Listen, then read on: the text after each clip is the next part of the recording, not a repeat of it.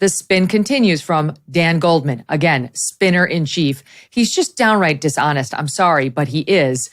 That last soundbite shows it, but here he is, and now what's become in the past 18 hours an infamous soundbite. It's sandwiched in the middle of a bunch of nonsense, but where he tries to say, they would talk about the weather. Listen, SOT 20. He did describe that there were approximately 20 occasions over the course of their nearly decade-long business relationship that Hunter Biden would ask his father to say hello to whomever he was at dinner. He said there were some times when it was friends and sometimes when it was potential business partners. But the witness was unequivocal and stated very clearly that they never discussed any business on that phone conversations. There were niceties, and there was a hello, and we talked about the weather. If he says hello to someone that he sees his son with, is he supposed to say, hi, son? Oh, no, I'm not going to say hello to the other people at the table or the other people on the phone. The witness was very, very consistent that none of those conversations ever had to do with any business dealings or transactions. They were purely what he called casual conversations. Peter, Molly Hemingway writes in a piece in The Federalist today, while no one actually thinks Joe Biden has a secret interest in meteorology that he only shares with corrupt foreign oligarchs who happen to be in business with his son, the claim is ridiculous for another reason, which is, and she's giving credit to Larry O'Connor here, quote, understand this, Hunter getting Joe on speakerphone was the deliverable. Exactly right. Yeah, when I first heard him, Dan Goldman, say this, I thought, there are these things called weather apps. You don't need to call your dad to discuss the weather. I mean, you have weather apps. This information is not hard to get. But more to the point, look, in all of these dealings, the question I would ask Hunter Biden and I would ask Joe Biden is, what was your son's business? What services did he provide? Tangible services did he provide? Or what product did he provide for these tens of millions of dollars that flowed to him from China and Ukraine? Because he had no skill set. And we know the answer. The product was Joe Biden. And again, I mean, Dan Goldman knows this.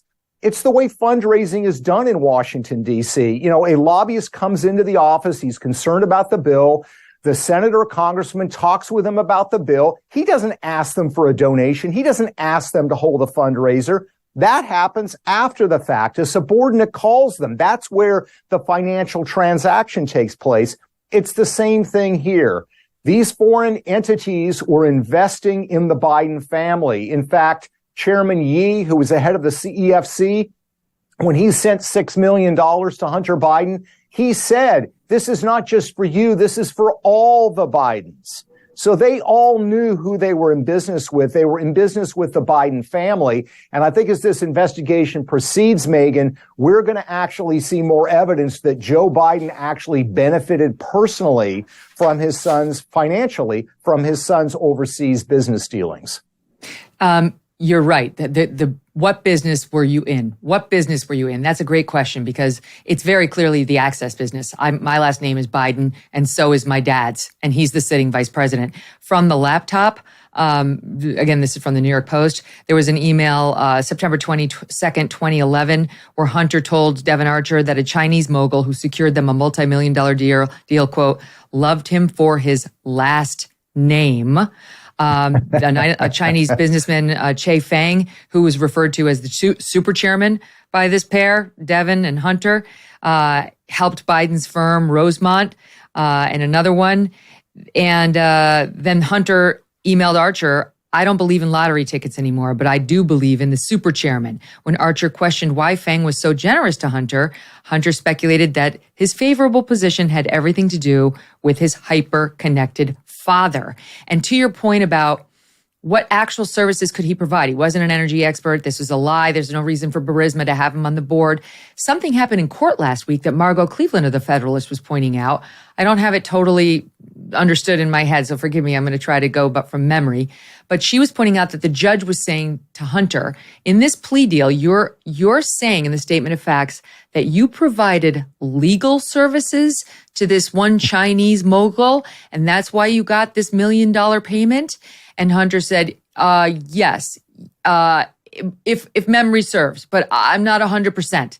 And she's pointing out it was a clear lie. He got this $1 million check for the same reason he was on the Burisma board. They tried to paper it by making it look like they were paying him for legal services. But this is a pattern, Peter. It's a pattern. And now you've got, to your point about the media, the spin, to try to like pretend that yesterday was an insignificant day and that all this stuff that went down with Joe Biden on the phone 20 times. Who the hell's getting on the phone with Romania? The Romanian businessmen when you're the vice president? That it all had to do with the tumult that was caused by the death of Beau Biden. It's the most cynical, disgusting spin. Some of that is in the soundbite I'm about to play you from this morning over on MSNBC, SOT 14. As far as Hunter Biden goes, even those close to the Biden family suggest that some of his behavior was pretty unseemly. That doesn't make it illegal. Yet maybe he is guilty of turning a blind eye to some of his son's behavior. And we should put this in context. This is a time when Beau Biden, the president's other son, was ill and then dying. We hear here from Comer and other Republicans, it's wishful thinking. They're trying to create a scandal. They're trying to create a scandal, or at least the appearance of a scandal, the sort of, smokiness of a scandal. I think it's pretty clear, at least so far, there is nothing there. This was a sort of very fraught and sad time for the Biden family, and we know how important family is to the president. Let's put this in context. Oh, my God. Beau Biden got very sick in early 2015. At that point, Joe Biden and Hunter Biden began to speak every day because they were both devastated. But the critical part here for Congress, and that's what we have to make sure we understand, is that Joe Biden was doing nothing to benefit his son. And what about the Biden bribery tapes we've heard about? The witness completely debunked those allegations. And he said there was no bribe of either Hunter or Joe. Look at that lie at the end, Peter. That lie at the end. I was laughing too until that. He said there was no bribe. That's a lie. That's not even what Dan Goldman said happened yesterday. He upped his rhetoric from Morning Joe. That's not even arguably what even Dan Goldman said the witness said. The witness said yesterday, according to Dan Goldman, not that he was aware of. But he states it definitively there on MSNBC to their audience. And how about the nonsense about they were just too upset about Beau to realize that they were breaking laws? Do you guys remember when I had RFK Jr. on my show and he discussed his presidential campaign and his book, The Real Anthony Fauci? I remember. And I got to say, a lot of the things RFK is trying to expose are downright frightening. I'm not saying he's right on this or wrong on that, but what I am saying is you should be aware of this and what RFK Jr. has written about, what he's been alleging. And now you can do it very easily. You can watch the movie adaptation of his book for free. That's right. The folks over at Revealed Films have turned the Real Anthony Fauci book into a movie. See Fauci's questionable behavior, to put it mildly, and motives during the AIDS crisis for yourself. Learn as they dive into his $2 billion plus Department of Defense funding and the damages related to his collaboration with Bill Gates. And don't forget how he shunned all sorts of inexpensive solutions to COVID. This guy now being threatened with criminal charges by Rand Paul.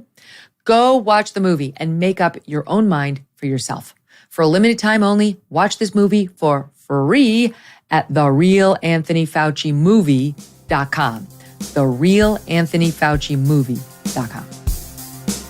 Hey, thanks so much for watching. If you like what you just saw, hit the subscribe button for more clips and full episodes.